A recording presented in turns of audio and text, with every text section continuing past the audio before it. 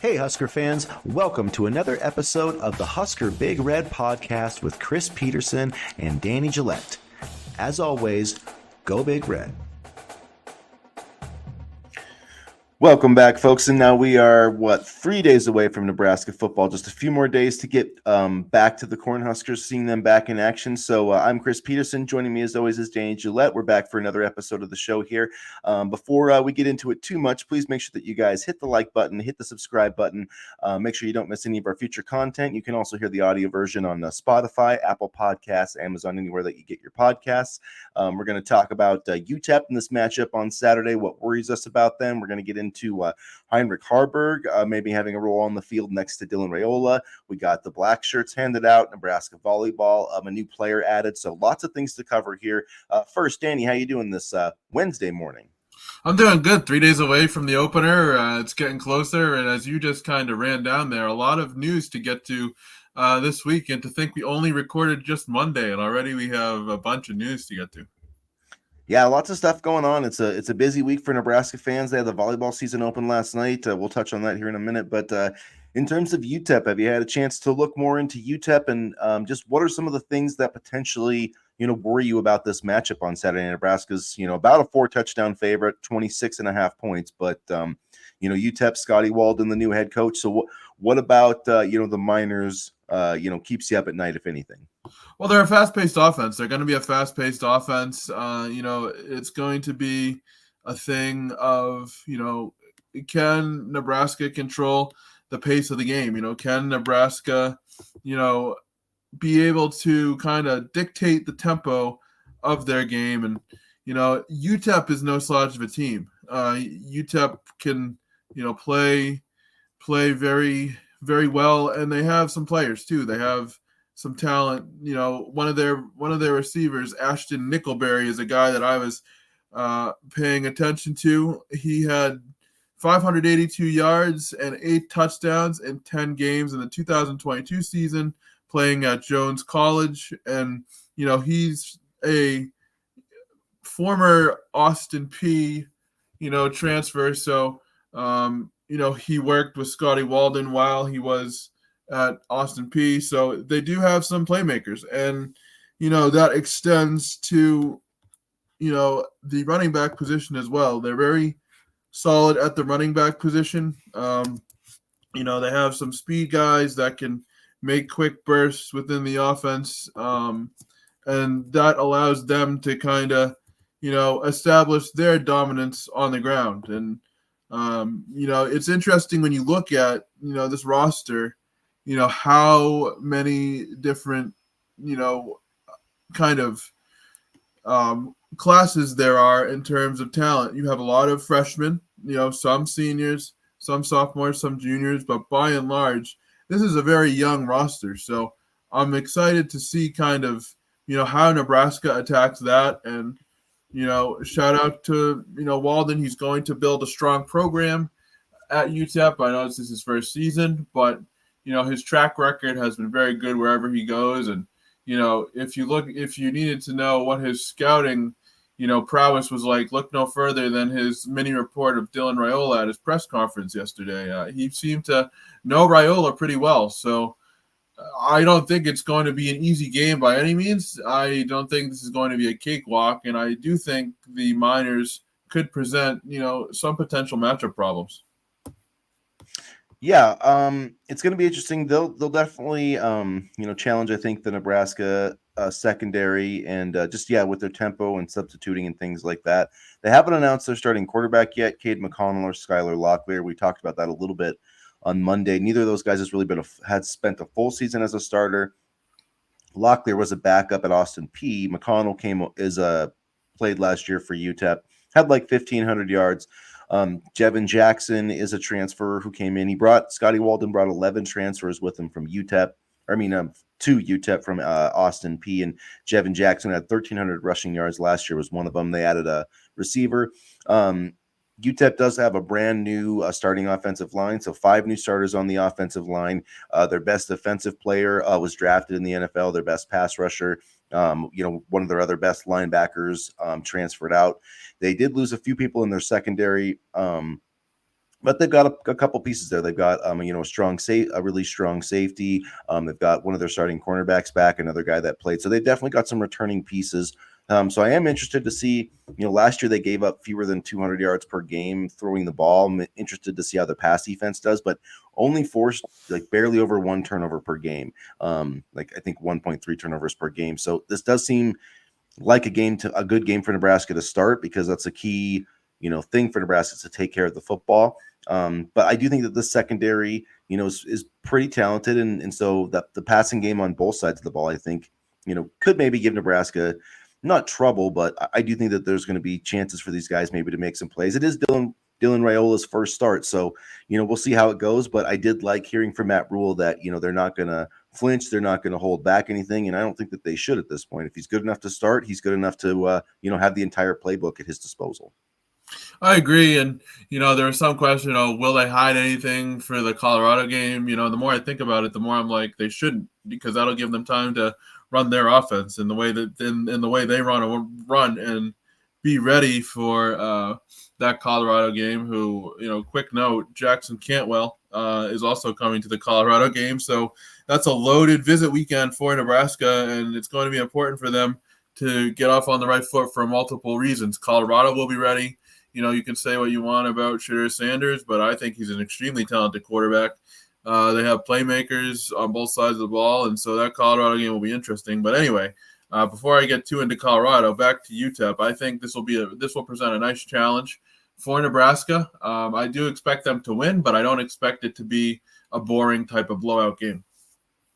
Yeah, we'll see. It just depends how they start. I do think it's going to be important to run the football and to stop the run, defensively. I mean, those were two key things that Nebraska did last season, and everybody talks about like we just needed to add the quarterback. Okay, but we still have to do the things that made Nebraska successful last season and put them in a position to win a lot of those games that we ended up losing. But that was stopping the run. They were one of the best run defenses in the Big Ten, and that was running the football. And Heinrich Haarberg actually had a big role in that. And I mean, Nebraska was in the top 3 in Big Ten in rushing yards, and a lot of that Number was 2, because, I think, overall.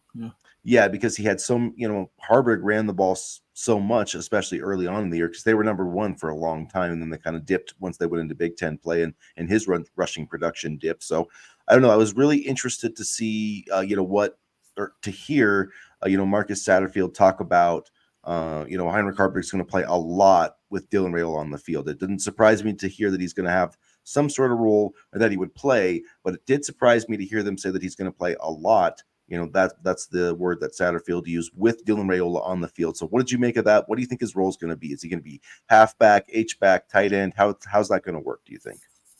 I'm not sure about tight end, because as we'll get to a little bit later, we have a ton of tight end depth, but I do think maybe some sort of option play of some sort. I'm not sure. I mean, even running back, where we have depth to be had at the position. So I'm curious to see, maybe some sort of option package or something like that, just something where they can get him into open space and he can really show his athleticism. Because, I always go back to the run against Louisiana Tech and how fast he took off. I remember you were on a plane watching that or something. So, I think it's going to be some sort of like running back type, of role. And I think possibly maybe option, maybe like an option type of thing. I don't know, but I did think it was interesting to hear that. And it shows that Haarberg is going to play wherever. Yeah, maybe even he could take over kind of Dranian Bonner's role from last season, because he's listed as the number 1 slot receiver right now. Bonner is, and Haarberg could fill in that role. He's a good blocker. I don't think he's not a halfback to me. He's just not. You could maybe have a couple gimmick runs with him in the backfield. Reminds me a little bit of like Denard Robinson and Devin Gardner. Denard Robinson got hurt, and they played them both. It just didn't really work that well. There was a few plays. But I don't see him at tight end because Fedoni's there and Borkacher's there.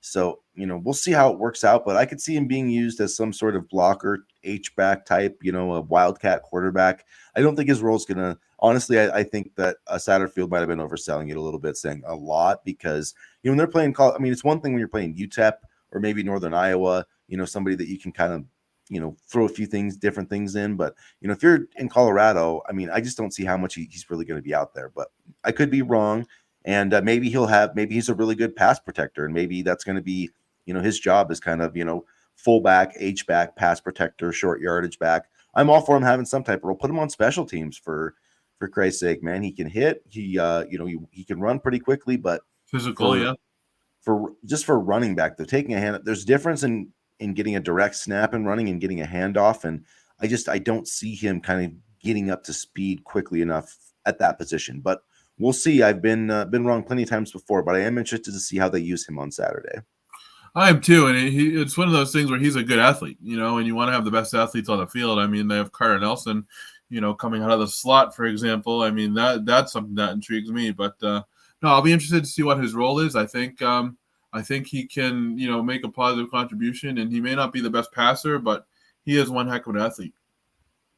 And then, yesterday we had the black shirts getting handed out, and they went out to the starters plus Cameron Leonard on defense. So, and I guess we should mention that the depth chart came out Monday after we did our show. So, was there on your side? Is there any depth chart surprises? Anything that surprised you in the depth chart? Malachi Coleman being at the bottom, and I get he's coming off an injury, but we have enough wide receiver depth to where if he doesn't show out, he might stay at the bottom.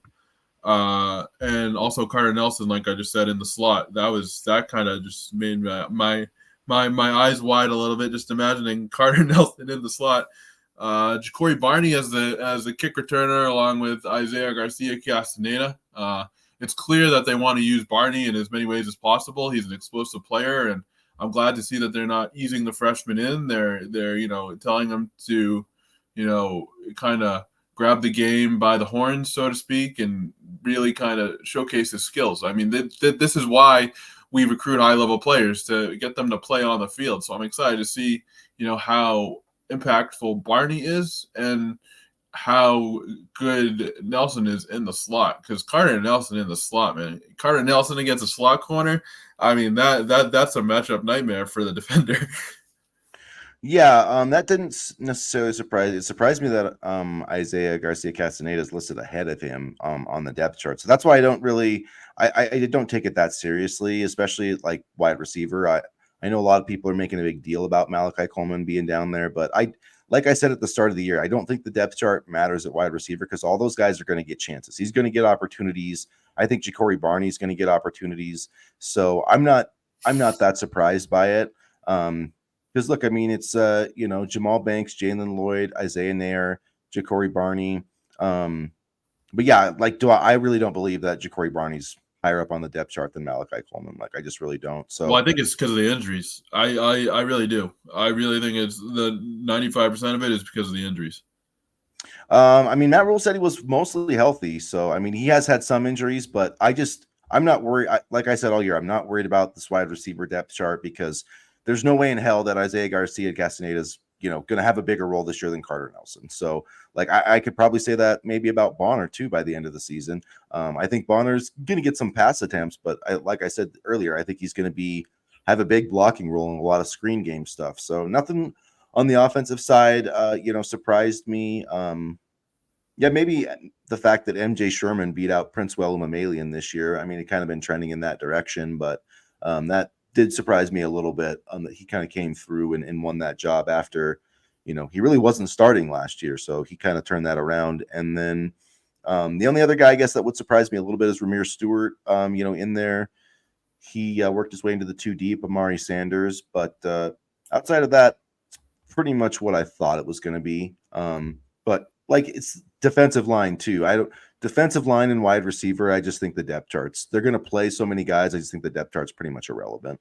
And the kicking decision is going to be announced Thursday or Friday, according to Matt Rule. So that's something to look out for as well.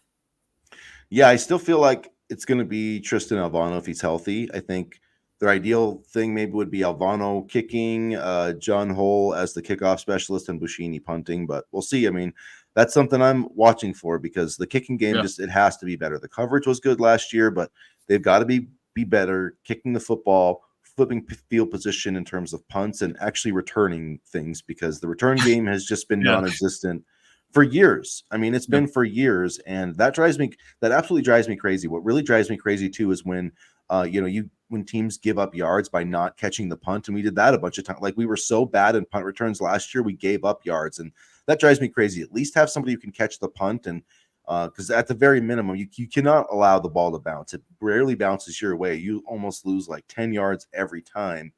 And so I would like to see that improved, especially when you have a guy like Ja'Cory Barney, who I think can be a dynamic playmaker back there. Yeah, that's why you put him back there, right? And so I think it's going to be interesting to see what they do in the kicking game, and hopefully there's not a lot of fair catches, and a good punt return can completely shift the field. So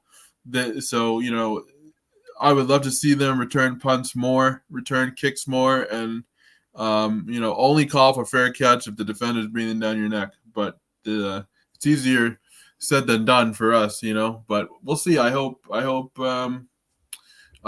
that changes this year, because I do think it can make a big difference in field position. Yeah, absolutely. And it would be nice to, it'd be nice to just have some explosive plays out of special teams. I mean, we saw in the Minnesota game last year, Ramir Johnson had that second half kickoff return that got us strong field position, and that led to our only touchdown that day. So it's all that complementary football. All three phases working in the same direction. Nebraska has not really had that happening for really a long time. I mean, even during the Pelini era, it would be like, the defense would be good one night or the offense would be. I mean, it was never like all three at the same time. It didn't feel like, unless it was like, Right. playing Northern Illinois or somebody. So at any rate, the one thing I guess that just worries me about, this matchup with UTEP is because they're like 3-9, they're just going to be a completely different team, and it's going to be hard to get a sense of what they're going to be. So at any rate there. And the same can be said for both teams, which should make for an interesting matchup overall. I honestly expect the first half to be a slower one, score-wise, until they figure things out in the second half. Yeah, we'll see. I'm hoping for an opening drive touchdown pass. That's what I would like. That would be nice. Yeah, I'm just saying in general. Yeah, I don't know. We'll see. I think it's going to be a feeling out process for everybody, and I know people want Marcus Satterfield's head, but I think it's going to be interesting to see what the offense does this game as well, and I think it'll give us a good indication of what the unit could look like for the rest of the year. All right, so final kind of portion of the show, we're going to cover here some news topics, Nebraska news, and we got some nuggets. So we're going to lead off with a new tight end, Mac Markway he was part of the 2023 class, and I'm not sure exactly what happened. Decided he was going to leave LSU. He's now, I guess, enrolled at Nebraska. He was practicing, but I don't know if he's not on the roster. He's not on the roster right now. I'm not sure if he's going to be. Because, I mean, if any player could just leave their program and transfer to another team, I mean, that kind of circumvents the transfer portal rules. So I don't know. It said that he entered on August 6th, so that was interesting. Yeah, but it's still, I mean, he's a sophomore, going to be a sophomore year, and that's way past the date. So I just don't know what. I mean, to me, it feels like he would have to enter the transfer portal, then officially transfer in the winter portal or something. I don't know how it works, to be honest with you, but I really have a hard time seeing him play this season unless there's some type of waiver where LSU would grant it or something like that. But if it was that easy to transfer, we'd see guys getting paid money to leave rosters and then, just quitting school and going somewhere else. So I feel like he's not going to be on the roster this year. I saw somebody said that he should stay away from the vape store. So let's hope he does that. But anyway, I'm really kind of intrigued by this 4-star prospect as a recruit committed to LSU. Another solid tight end added to the roster, and I don't know where we're going to put all these guys, but I'm happy to have them. Well, I mean, so he'll come in, next year. So Fedoni, and which will basically help make up for, because they miss guys. Fedoni might not be done. He could be gone, but I don't think he will. I think I think he's only like a sophomore, junior. So I think he's got years left. Fedoni's actually a junior this year. So he could leave though if he has a really strong season. But the way I look at it, it's kind of just like a late replacement for, the 20, since Nebraska just totally whiffed on tight ends. I guess they have Bear Tenney, but they still whiffed on Chase Lofton and Roman Ziebert in the in-state recruits. So I think that at least gives them 2 since they only had 1 before. Yeah, and Bear Tenney, I think, is going to be an absolute stud in this offense. So we'll see. But now they have 2 talented tight ends, and it just adds more weapons for Dylan Raiola. some other, recruiting stuff. Steve Wiltfong has projected Michael Terry to Texas. So Yeah. it really feels like to me, honestly, I know he's supposed to visit for that Colorado game. I don't know if that visit's going to happen. I think Texas is really pushing to try to make it so he doesn't make that visit. So just if he does, then I think Nebraska still has a chance. But I'm just saying, I think right now, if I was Texas, I wouldn't want him in Nebraska in Lincoln for that game. It's going to be an electrifying atmosphere, and they beat Colorado. It can only help Nebraska. I'm not saying it's going to help them get over the top, but it can only help them gain momentum. And they have gained momentum when he visited previously. So keep an eye on that. I'm sure Nebraska's working to keep him on that visit, but I think Texas seems like they're really close to a commitment at this point. If I was Texas, I definitely would not let him leave. So I wouldn't be surprised if he committed to Texas. Like you said, the Colorado game, number of visitors, great atmosphere. I just don't see Terry leaving the state. Yeah, we'll see what happens there. I hope he does, but Yeah, I don't think he does. So Adrian Martinez, our boy Adrian Martinez, was waived by the New York Jets last night.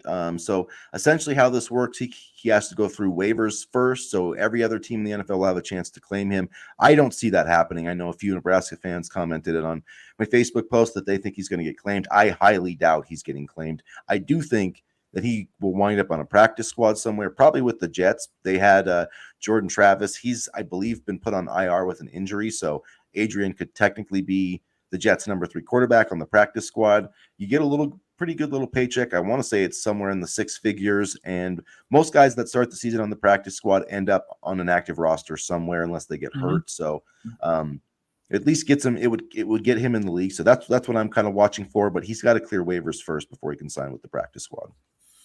Yeah, I don't think any NFL team will pick him up. I do think he'll probably go on the practice squad, and like you said, not a bad little gig. He didn't really show. He showed flashes in the preseason, but he didn't really show anything consistently, and so I think that played a part in it. But I'm just hoping he can stay with an NFL team and try to make a push and make a name for himself. Yeah, and if you can always go back to the UFL next year, that was a great place for him. But hopefully, the reigning MVP. Hopefully the Jets will get him on the practice squad, and he can work his way up from there. So rounding it out, I don't know if you caught the volleyball match last night, Danny, but a nice win for the Huskers, 3-1. They beat the 9th-ranked team in the country. Do you have any thoughts? Do you have any takeaways from the season opening win? Well, Nebraska volleyball doesn't miss a beat, and they showed that. They showed that last night. They think, and when you think about how they've been able to dominate over the course of these past couple years, they just continue to load up on talent as well as bring talent back. Obviously Lexi Rodriguez, Merritt Beeson, Andy Jackson, Rebecca Alik, Harper Murray. These are all players and women that have been staples of the program for the past couple of years. So, I mean, it was just great to see them kind of, continue to establish their dominance as one of the top programs in the country. And it's hard to believe volleyball season is already here. And, they started off quickly. They had a 3-0 run in the first set, and, they kind of had to battle a little bit. Kentucky gave them a challenge, and at one point they were down 15-14, but they were able to bounce back and really kind of finish strong. Yeah, the defense was, spectacular, like it always is. Kentucky hit 139, I think, which is not very good from volleyball perspective. Rebecca Alik was incredible. 11 kills, 12 blocks. Annie Jackson was just unbelievable. When she gets up to the top of her jump, man, she's going to be something special. And Bergen Riley, of course, doesn't get a ton of credit, but just so smart, so smooth, just rarely makes a mistake. And then, Lainey Choboy and Lexi Rodriguez, just spectacular. So every single match, she's like diving to make a dig, and so it's fun to watch them play. It wasn't super clean offensively. They could have played better. They only hit like 250, 258, I believe. But a win over a top 10 team, on a neutral site, they'll take that to start the season. They play again Friday, but good start for the Huskers. And this is an all-star lineup. Plus Wisconsin lost, so I didn't mind seeing that. Andy Jackson had some absolute rocket hits too. It was fun to see her kind of really establish herself in the match. And yeah, this team looks loaded, and they are loaded. And they're gonna be fun to follow. And I believe they are fully in the conversation for a national championship. That they are. Hopefully, we'll see about the football team. Hopefully, we can just get to a bowl game. That's the first goal, and just beat UTEP. Just beat UTEP. That's all I care about right now. So, we'll have some more thoughts on the UTEP game on Friday. We'll make our predictions. We're gonna have our pregame chat on Saturday morning, so you can hang out with us on Saturday morning, getting ready for the game Saturday afternoon. So, before we forget, if you haven't already, please hit the subscribe button, hit the like button, get into the comments section, and as always, go Big Red. Go Big Red.